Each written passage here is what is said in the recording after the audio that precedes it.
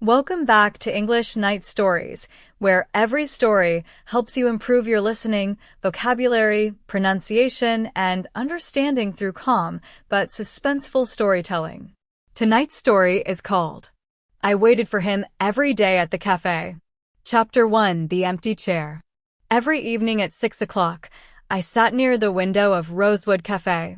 The same table, the same coffee, the same painful hope.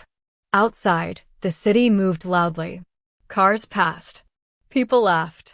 Couples walked together under the orange evening sky. But inside me, everything felt quiet. I always chose the chair facing the door because I wanted to see him the moment he entered. Daniel. Even saying his name inside my head still hurt. 3 months ago, he disappeared from my life without warning. No goodbye. No explanation. No final message. Just silence. At first, I thought maybe he was busy. Then I thought maybe he was angry. After that, I started blaming myself. Did I say something wrong? Did I love him too much? Did he stop loving me slowly while I was still planning our future? The questions never stopped. Your usual coffee? I looked up and forced a small smile. It was Maya, the waitress. She had kind eyes and a soft voice. Yes, I answered quietly. She nodded. Still waiting. I laughed weakly. I guess I am. Maya placed the cup in front of me carefully. You know, she said gently, some people leave because they want to leave. But some leave because they have no choice. I stared at her. What does that mean? But she only smiled sadly and walked away. Her words stayed in my mind all night. No choice. Daniel never seemed like the kind of man who would disappear without explanation. He was thoughtful, calm, honest. At least that was what I believed. I still remembered the first day we met. It was raining heavily. I had forgotten my umbrella and stood outside the bookstore feeling miserable. Then suddenly, a dark blue umbrella appeared above my head. You'll get sick standing here, he said. I turned and saw a tall man with tired brown eyes and a nervous smile. That depends, I replied. Are you secretly a serial killer?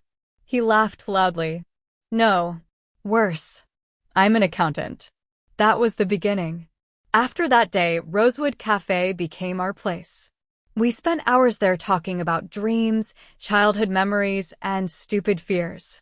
Daniel hated spiders. I hated elevators. He wanted to travel to Italy someday. I wanted to write novels. Sometimes we said nothing at all. And somehow, silence with him never felt uncomfortable. That was why his disappearance destroyed me. Because people do not vanish after love like that. Or maybe they do. The cafe door suddenly opened. My heart jumped instantly. But it was not Daniel. It was a beautiful woman wearing elegant white clothes. She looked confident and calm. Behind her walked a little girl holding her hand. The woman looked around the cafe slowly before sitting at the corner table. Then something strange happened. Maya froze. For the first time since I had known her, she looked nervous. Very nervous. She walked quickly toward the woman and whispered something. The woman answered softly. Then both of them looked at me. A cold feeling moved through my chest.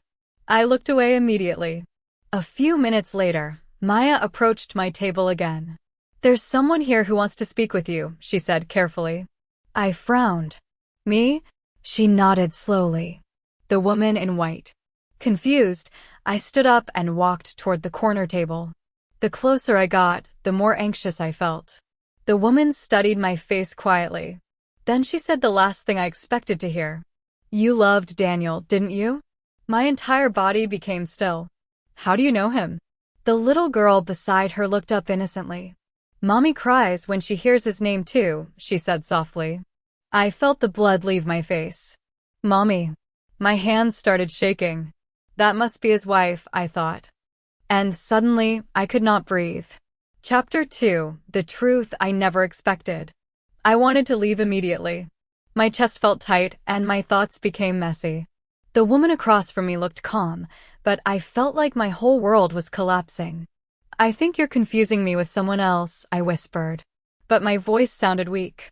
The woman shook her head slowly. No, she said. I know exactly who you are. The little girl beside her continued drawing on a paper napkin, unaware of the tension between us. I stared at the child. She had Daniel's eyes. That painful realization almost broke me. The woman noticed my expression. My name is Elena, she said softly. And no, I'm not Daniel's wife. I blinked in confusion. What? Her eyes filled with sadness. I'm his sister. For a moment, I could not speak. Everything inside me paused. Sister? Then who is the child? As if she could hear my thoughts, Elena gently touched the little girl's hair. This is my daughter, Sophie. The little girl smiled at me politely. I sat down slowly, still trying to understand everything. If you're his sister, I asked carefully, then where is Daniel? Elena looked down at the table. That silence frightened me more than any answer. Finally, she spoke. Daniel is very sick. The words hit me like ice water. I stared at her. What do you mean sick? She swallowed hard. He has a heart condition. A serious one. I felt dizzy. No, that's impossible. But deep down, memory suddenly returned to me. The times Daniel held his chest quietly. The moments he looked exhausted. The hospital calls he always ignored in front of me. How did I never notice? He didn't want you to know, Elena continued. He thought you would stay out of pity. Tears burned my eyes immediately. That's stupid, I whispered angrily. I loved him. I know.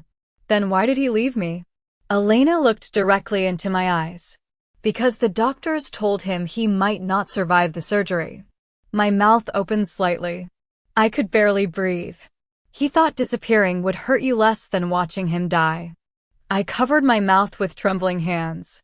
Suddenly, every sleepless night became meaningless compared to this pain. I had spent months believing he stopped loving me. But he had been suffering alone the entire time. When is the surgery? I asked quietly. Elena hesitated. It already happened yesterday. My heart stopped. And? She looked away. We still don't know if he'll wake up.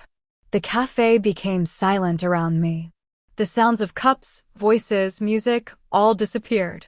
I only heard my own heartbeat. I stood up so quickly my chair almost fell. Take me to him. Chapter 3, The Man by the Window. Hospitals always smell the same. Cold. Clean. Lonely. As Elena led me through the long white hallway, my legs felt weak. I was terrified. Terrified that I was too late. Terrified that the man I loved would never open his eyes again. Elena stopped outside a quiet room. She looked at me carefully. He talked about you every day, she whispered. Then she opened the door. Daniel lay motionless on the bed. Machines beeped softly around him. For one horrible second, I almost did not recognize him. He looked pale and fragile. Nothing like the warm, smiling man from the cafe. Tears filled my eyes instantly. I walked slowly toward him and sat beside the bed. His hand felt cold in mine. You idiot, I whispered through tears. You absolute idiot. My voice broke completely. You thought leaving me would protect me? I lowered my head beside his hand and cried quietly. I would have stayed. The room remained silent. Then suddenly, I felt movement. Tiny movement. I looked up quickly. Daniel's fingers moved weakly against mine. My heart nearly exploded. Daniel? Slowly, painfully, his eyes opened. For a few seconds, he looked confused. Then he saw me, and smiled weakly. You're still waiting at the cafe, he whispered. I laughed through tears. Every single day. His eyes became emotional. I'm sorry. I shook my head immediately. No more disappearing. He nodded faintly. Outside the hospital window, evening sunlight covered the city in gold. And for the first time in months, I finally felt peace. Learn English through story. English challenge. Vocabulary from the story. 1. Disappeared. Meaning, to suddenly go away or become impossible to find. Example, Daniel disappeared without saying goodbye. 2. Miserable. Meaning, very unhappy or uncomfortable. Example, I felt miserable standing alone in the rain. 3. Confident. Meaning, sure of yourself and calm. Example, the woman looked confident and elegant. 4. Fragile. Meaning, weak or easily damaged. Example, Daniel looked pale and fragile in the hospital. 5. Terrified. Meaning, extremely afraid. Example, I was terrified of losing him forever.